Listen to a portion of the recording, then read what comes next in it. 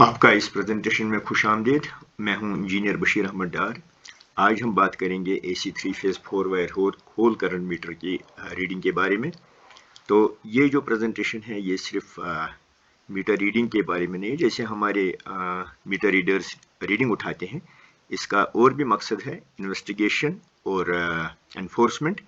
मतलब अगर किसी ने इस मीटर के साथ छेड़ा हो या इस मीटर में कोई प्रॉब्लम हो, इसकी हेल्थ पे कोई शक हो, तो उसको कैसे डिटेक्ट किया जाए, वो सारा इस प्रेजेंटेशन में आएगा। वैसे ये एक पुराना मीटर है, ये 2012 में मैन्युफैक्चर हुआ है। आजकल हम स्मार्ट मीटर लगा रहे हैं, लेकिन अब भी इन मीटर्स की पॉपुलेशन बहुत ज़्यादा है हमारे सिस्टम में और ये कुछ टाइम के लिए रहेंगे। इसलिए हमारे इंजीनियर्स और टेक्नीशियंस को ये जानना ज़रूरी है कि इस मीटर को कैसे पढ़े, इसकी इन्वेस्टिगेशन और एनफोर्समेंट कैसे करें। हमारे यहाँ जो लॉसेस हैं बहुत ज़्यादा है और जो अनमीटर्ड कंज्यूमर्स हैं वो भी बहुत ज़्यादा है, लेकिन हमारे यहाँ अभी स्मार्ट मीटरिंग का प्रोग्राम चल रहा है, बहुत सक्सेसफुल तरीके से चल रहा है और हमारी जो अभी अचीवमेंट है तकरीबन 21 लाख कंज्यूमर का टारगेट है और उसमें से तकरीबन 1.8 लाख कंज्यूमर हमने स्मार्ट मीटर किए हैं, जो कि 8.5% बनता है। जबकि नेशनल लेवल पे 25 करोड़ का टारगेट है, तो 50 से 60 लाख ही अभी लगे हैं, जो कि 2 से 3% बनता है।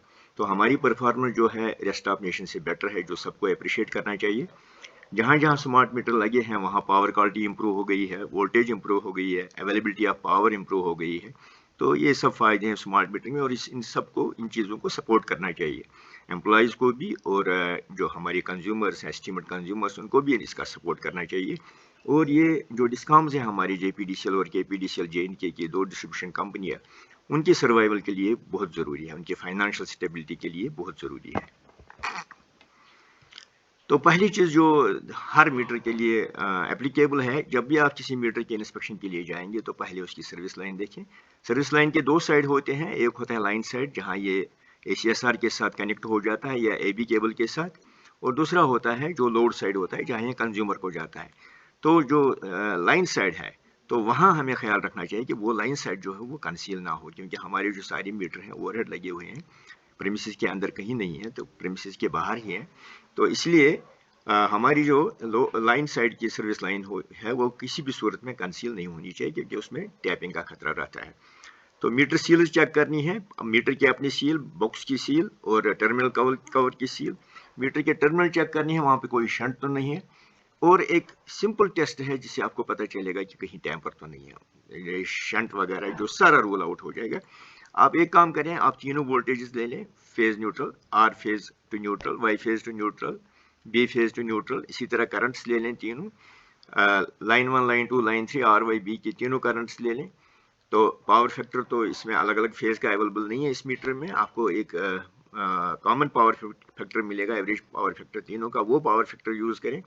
वोल्टेज मेजर करने के लिए और करंट मेजर करने के लिए आपको आपके पास क्लिप ऑन मीटर होना चाहिए, जिसको टाउन टेस्टर भी कहते हैं। तो उससे आप करंट मेजर कर सकते हैं। काफ़ी सारे क्लिप ऑन मीटर्स में वोल्टेज मेजर करने की भी फैसिलिटी होती है, अगर नहीं है तो आपके पास मल्टीमीटर भी होना चाहिए।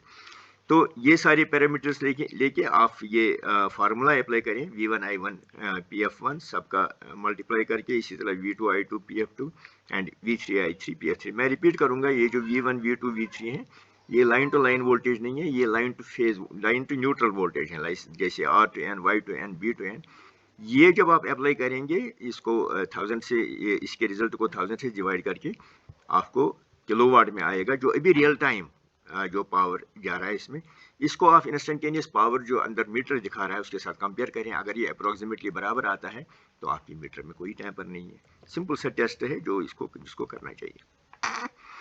अब हम इस मीटर के बारे में बात करेंगे। ये AC मीटर है, यानी अल्टरनेटिंग करंट। हमारे यहाँ जो सप्लाई है वो 100% अल्टरनेटिंग करंट है और उसकी जो फ्रीक्वेंसी है 50 हर्ट्ज है। नेशनल लेवल की जो हमारी सब पूरे इंडिया की जो फ्रीक्वेंसी है 50 हर्ट्ज है। 3 फेज है RYB और 4 वायर है, यानी RYBN, इसमें वायरिंग है। 3 × 24 240 वोल्ट। 240 वोल्ट जो है ये फेज टू न्यूट्रल वोल्ट है, जो तकरीबन फेज टू फेज 415 वोल्ट बनता है। क्लास 1 है, यानी इसकी एक्यूरेसी क्लास 1 है। इसका जो एरर है ±1% से ज़्यादा नहीं है। मतलब अगर इसमें से 100 यूनिट फ्लो होते हैं तो ये 99 से कम नहीं दिखाएगा और 101 से ज़्यादा नहीं दिखाएगा। स्टैटिक है, इसमें कोई मूविंग पार्ट नहीं है, ये इलेक्ट्रॉनिक है, होल करंट है।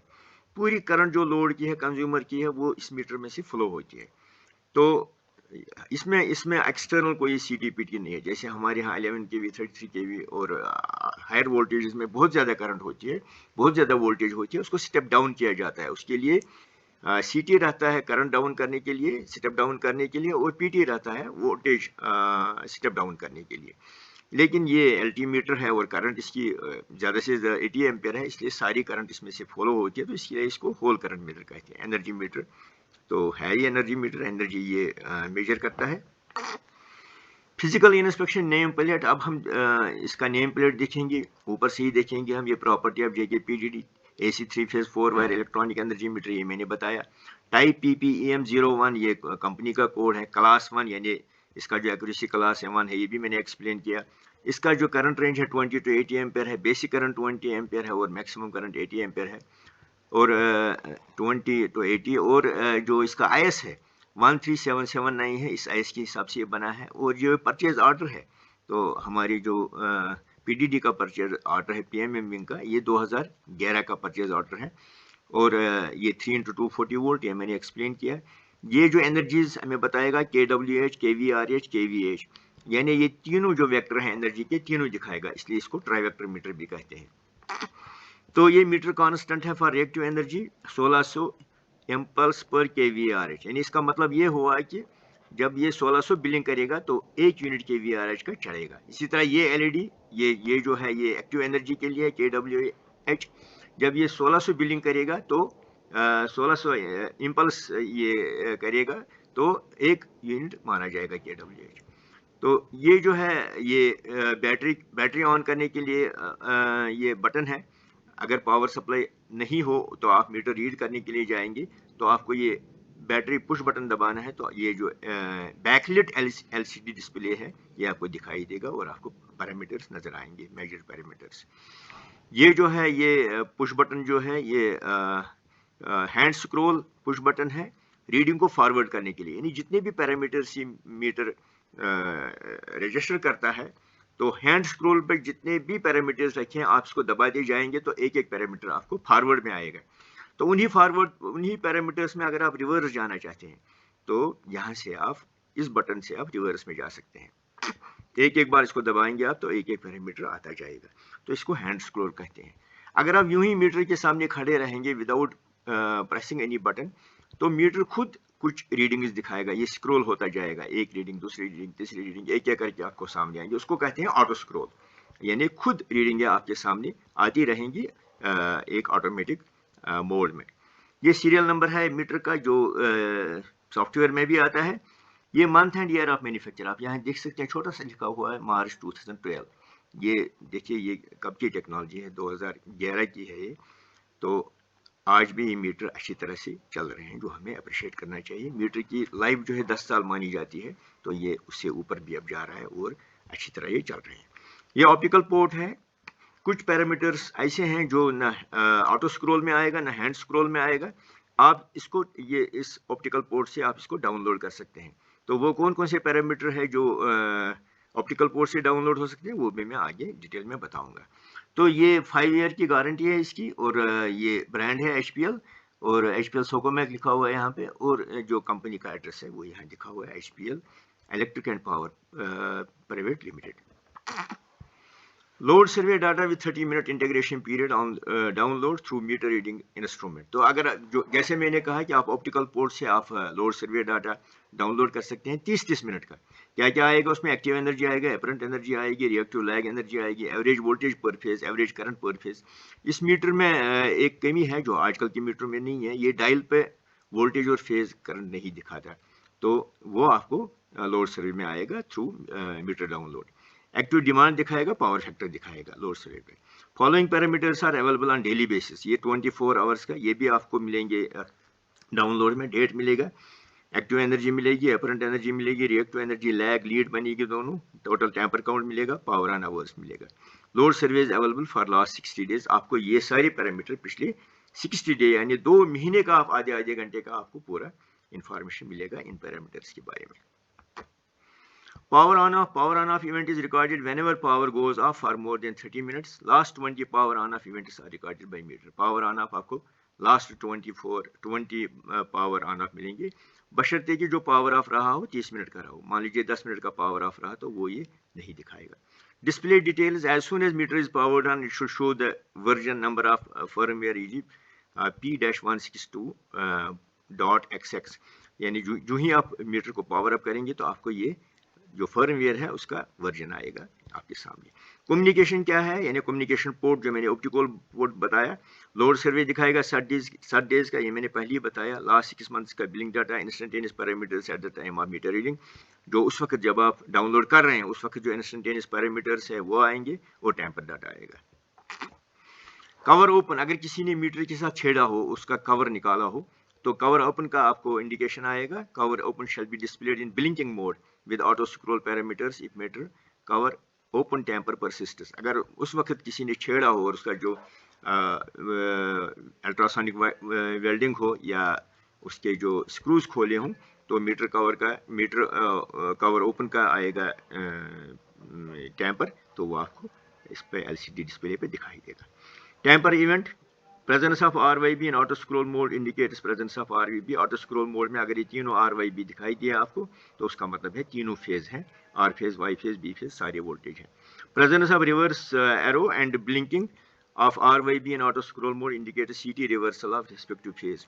तो इसका मतलब ये हुआ कि अगर किसी ने रिवर्स किया हो किसी भी वायर को, फॉर एग्जांपल R की इनपुट वायर है और R की आउटपुट वायर है, तो उसको अगर आउटपुट को इनपुट की जगह और इनपुट को आउटपुट की जगह लगाया हो, तो इसके अंदर एक CT होता है, तो उसका मतलब है मीटर के अंदर वो CT होता है। मैंने कहा कि इसका एक्सटर्नल न CT है न PT है, लेकिन अंदर CT है। उसमें अगर रिवर्स करंट आ जाती है तो ये आपको यहाँ पे एरो दिखाई देगा LCD डिस्प्ले पे। Presence of magnet in auto scroll mode indicates presence of magnet. अगर ये इंडिकेशन आ गई मैग्नेट, तो इसका मतलब है कि जो मीटर है वो magnetic field, strong magnetic field के इन्फ्लुएंस में है। Presence of tamper in auto scroll mode indicates tamper indication. अगर टेम्पर आ गया LCD पे तो उसका मतलब है कोई टेम्पर इस वक्त मीटर में है। Battery mode, by pressing the button of meter during power failure all auto display mode parameter shall be available on meter display. अगर आप बैटरी जो पुश बटन है वो दबाएंगे तो आपको पैरामीटर दिखाई देंगे, लेकिन ऑटो स्क्रॉल वाले ऑटो डिस्प्ले दिखाई देगा, वो पैरामीटर दिखाई देगी। Occurrence time for all tampers is 1 minute except magnetic tamper. Restoration time for all tampers is 1 minute except magnetic tamper. इसी तरह जब अगर किसी ने टेम्पर कर दिया तो 1 मिनट में वो दिखाई देगा, 1 मिनट के बाद वो दिखाई देगा LCD डिस्प्ले पे, और जब वो रेस्टोर होगा तो मीटर होगा 1 मिनट में रेस्टोर होगा अगर वो टेम्पर हटाया गया। लेकिन occurrence and restoration time for लेकिन मैग्नेटिक टेम्पर के लिए जो रेस्टोरेशन टाइम है वो सिर्फ 20 सेकंड है। Parameters on auto scroll mode तो ये हैं: cumulative active energy, cumulative lag energy, cumulative lead energy, cumulative apparent energy, maximum demand. ये ऑटो स्क्रॉल पे रखा गया है ताकि जो मीटर रीडर है उसको बार बार पुश बटन प्रेस करना ना पड़े। ये जो पैरामीटर्स है बेसिकली बिलिंग के लिए बहुत ज़रूरी है। मैक्सिमम डिमांड की हमारे यहाँ बड़ी अहमियत है, हमें एनर्जी भी लेनी चाहिए और मैक्सिमम डिमांड भी लेनी चाहिए। मैं आपको एक एग्जांपल दूंगा इसकी अहमियत क्या है। मान लीजिए हमारे पास 2 कंज्यूमर है, एक कंज्यूमर का जो लोड है वो 2 किलोवाट है और वो 24 आवर्स चलाता है, तो उसकी जो एनर्जी हो जाएगी तो 48 आवर्स हो जाएगी, 48 किलोवाट आवर्स हो जाएगी, 48 यूनिट्स हो जाएगी 24 घंटे। दूसरा कंज्यूमर है, उसका जो लोड है 24 किलोवाट है और वो सिर्फ 2 घंटे चलाता है, उसकी भी एनर्जी सेम होगी 24 आवर्स, यानी 48 किलोवाट आवर, 48 यूनिट। लेकिन मेरे लिए वो कंज्यूमर अच्छा है जिसका सिर्फ लोड 2 किलोवाट है, क्योंकि मुझे उसके लिए कम इंफ्रास्ट्रक्चर क्रिएट करना है, जबकि 24 किलोवाट वाले के लिए ज़्यादा इंफ्रास्ट्रक्चर क्रिएट करना है। इसीलिए मैं लोड पे भी कुछ चार्जेस लेता हूँ, एनर्जी पे भी लेता हूँ, लोड पे भी चार्जेस लेता हूँ। तो इसलिए इसको 2 पार्ट टैरिफ कहते हैं। आप समझ गए कि इसकी अहमियत क्या है। जिनका ज़्यादा लोड है उनको ज़्यादा डिमांड चार्जेस देने पड़ेंगे, जिनका कम है उनको कम देना पड़ेगा। अब हम देखेंगे push button mode, push button scroll जो है उस पर कौन कौन से पैरामीटर आते हैं, हम आगे चलते जाते हैं। तो ये जो पैरामीटर अब आएंगे इनकी बड़ी अहमियत है इंस्पेक्शन और एनफोर्समेंट के हवाले से। पहले आपका ये बैकलिट LCD डिस्प्ले आएगा, ये देखिए यहाँ पे आपको देखना है कि सारे जो ये अल्फा न्यूमेरिक डिस्प्लेज हैं ये ठीक हैं कि नहीं है। जैसे मैं ये बताऊंगा, ये डिजिट है जो ये 8 दिखाई दे रहा है, तो इसके 7 सेक्शन है। क्या ये सातों सेक्शन डिस्प्ले हो रहा है। आगे जो रीडिंगें आएंगी, अगर इसमें आपको किसी पर डाउट हो गया कि कोई सेक्शन, कोई अल्फ़ाबेट या कोई न्यूमरल वो क्लियर नहीं आता, तो आप वापस LCD डिस्प्ले पर जाएं और इसमें देखें कि इसमें कोई सेक्शन जो है मिस तो नहीं है। तो इसमें आप देख सकते हैं टैंपर वाली मैग्नेट की टैंपर है, रिवर्स एरो जो मैंने बताया वो है यहाँ, कवर ओपन है यहाँ पे, ये सारी चीज़ें यहाँ पे, एनर्जीज हैं यहाँ पे, मीटर सीरियल नंबर इसके सॉफ्टवेयर में है, ये आप देख सकते हैं यहाँ पे। उसके बाद डेट आएगा, रियल टाइम डेट, जिस वक्त आप मीटर की ये रीडिंग ले रहे हैं उस वक्त का डेट, 11 अप्रैल 23 को हमने लिया था ये, और 11 बजे 11 मिनट था। उस वक्त जो इंस्टेंटेनियस पावर था 17.82 किलोवाट था।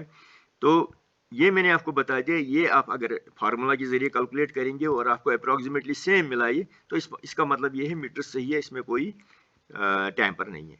तो ये बहुत ही सिंपल तरीका है मीटर को चेक करने का, मीटर की हेल्दीनेस चेक करने का। पावर फैक्टर जो है 1 है जब हम ये ले रहे थे रीडिंग। और इसी तरह last month cumulative active energy, ये वो एनर्जी है जिसकी आप बिल करते हैं।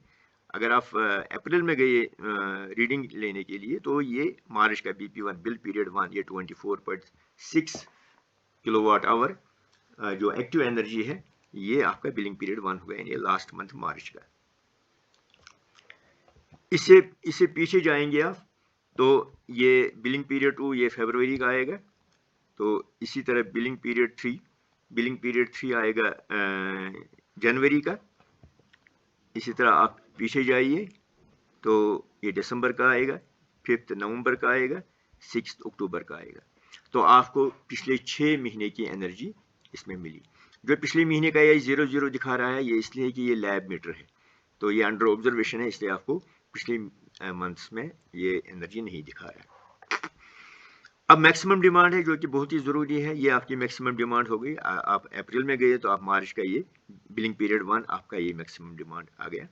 मैक्सिमम डिमांड किस डेट को आई है, तो क्योंकि मैक्सिमम डिमांड जो है ये पूरे मंथ का जब सबसे हाईएस्ट डिमांड गई है फॉर हाफ एन आवर, तो ये वो डेट दिखा रहा है 14/3 को मैक्सिमम डिमांड गई है 11:30 में। Second last month maximum demand, यानी ये हो गई, फर्स्ट वन हो गया मार्च में, ये हो गई फरवरी में, तो 21.84 ये उसका डेट है फरवरी का 12:30 पे। और इसी तरह third last month maximum demand, ये और एक महीना पीछे गए हम, 0.01 किलोवाट BP थर्ड, लेकिन उसका ये जो दिखा रहा है ये 2012 का दिखा रहा है। ये इसलिए कि ये मीटर मैंने कहा ये लैब मीटर है, अंडर ऑब्जर्वेशन है, तो ये मुझे लगता है ये जो मैक्सिमम डिमांड आ रही है ये उस वक्त की आ रही है जब ये मीटर टेस्ट हुआ था फैक्ट्री में। तो उसका ये लोड भी दिखा रहा है, फोर्थ वाला ये आ गया, उससे पहले एक महीना, और उसका डेट भी आ गया, यहाँ पे टाइम भी आ गया। इसी तरह फिफ्थ मैक्सिमम डिमांड, उससे पहले वो 00 है, चूंकि 00 है इसलिए डेट भी 0 आ गया और टाइम भी 0 आ गया। तो उसके बाद ये 6th लास्ट मंथ, इसके बाद टोटल टैंपर काउंट, तो जो इसमें मीटर में टोटल टैंपर हो गए हैं ये 6 टैंपर हो गए हैं। तो 6 टैंपर हो गए हैं, ये मुझे लगता है ये लैब में हो गए हैं टैंपर। तो इसने पूरा काउंट इसमें बता दिया कितने टैंपर हैं। टैंपर काउंट मैग्नेट की वजह से कितने टैंपर हो गए हैं, अगर ये मैग्नेट के इन्फ्लुएंस में आ गया तो वो 0 है, और डेट ऑफ ऑकरेंस भी 0 है क्योंकि हुआ नहीं है, टाइम ऑफ ऑकरेंस भी 0 है। हाई रेजोल्यूशन डिस्प्ले, तो यहाँ पे आप देख सकते हैं ये जो एनर्जी है, यहाँ पे 4 डिस्मिल आपको दिखाई देते हैं 1868। इसका मतलब ये है, इसका मकसद ये है कि जब अगर आप मीटर को टेस्ट करना चाहें तो आप ज़्यादा डिस्मिल देखना चाहेंगे, तो ये उसके लिए है। EEPROM स्टेटस यानी रीड ऑनली मेमोरी जो मीटर के है, वो उसका स्टेटस क्या है, गुड दिखा रहा है, उसमें कोई प्रॉब्लम नहीं है। कवर ओपन टैंपर, अगर कवर ओपन टैंपर है तो आपको ऐसे आएगा, अगर ठीक है तो क्लोज्ड कवर आएगा, अदरवाइज कवर ओपन आएगा। पैरामीटर्स ऑन ऑटो स्क्रॉल, यानी अगर आप मीटर के सामने खड़ा रहेंगे, इसका कोई पुश बटन आप प्रेस नहीं करेंगे तो आपको ये पैरामीटर्स आएंगे। क्यूमुलेटिव एक्टिव एनर्जी आएगी, क्यूमुलेटिव रिएक्टिव एनर्जी लैग आएगी, इसी तरह क्यूमुलेटिव लीड एनर्जी आएगी, रिएक्टिव क्यूमुलेटिव अपरेंट एनर्जी आएगी। हमारे यहाँ जो है टेरिफ 2 किस्म का है, KWH टेरिफ है, और कुछ कैटेगरीज जो हैं जैसे इंडस्ट्रियल है, कमर्शियल है, बाकी जो कैटेगरीज हैं कुछ, तो उनमें KVH बिलिंग होती है। तो ये KVH बिलिंग का ये पैरामीटर है 33.3 KVH, तो इसको उस बिलिंग सिस्टम के लिए यूज़ किया जाता है। करंट मैक्सिमम डिमांड यानी जब आप मीटर की रीडिंग ले रहे हैं तो उस वक्त 5.12 किलोवाट है, और करंट उसका डेट क्या है 11/4 और टाइम क्या है 11 बजे। तो ये जो मैंने प्रेजेंटेशन आपको दी ये हमारी इंजीनियर्स और टेक्नीशियन की ट्रेनिंग और अवेयरनेस के लिए है। तो मैं तो ये रिकमेंड करूंगा कि आप मैन्युफैक्चरर का मैनुअल भी पढ़ें, हो सकता है मेरे से कुछ गलती हुई हो, कुछ मेरे से मिस हुआ हो, तो अगर मेरे इस प्रेजेंटेशन में और जो मैन्युफैक्चरर का मैनुअल है अगर इन दोनों में कोई कॉन्फ्लिक्ट है तो उसमें जो मैनुअल है वो माना जाएगा। तो इस प्रेजेंटेशन को सिर्फ ट्रेनिंग और अवेयरनेस के लिए यूज़ किया जाए। आपसे ये भी रिक्वेस्ट है कि आप इसको जो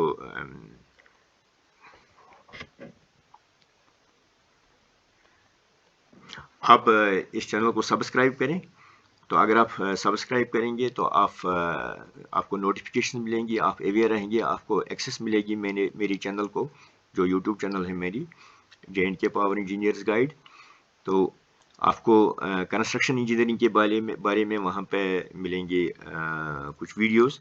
इसके अलावा आपको मटेरियल इंस्पेक्शन के बारे में वीडियोस मिलेंगी, और मैं एक एक करके जो मीटर्स हैं, एनर्जी मीटर्स हैं, उनको कैसे रीड किया जाए वो भी चढ़ाऊँगा। तो आपको इन सारी चीज़ों की एक्सेस रहेगी, और फील्ड इम्प्लीमेंटेशन के लिए ये चीज़ें बहुत ज़रूरी हैं। आपका बहुत बहुत शुक्रिया।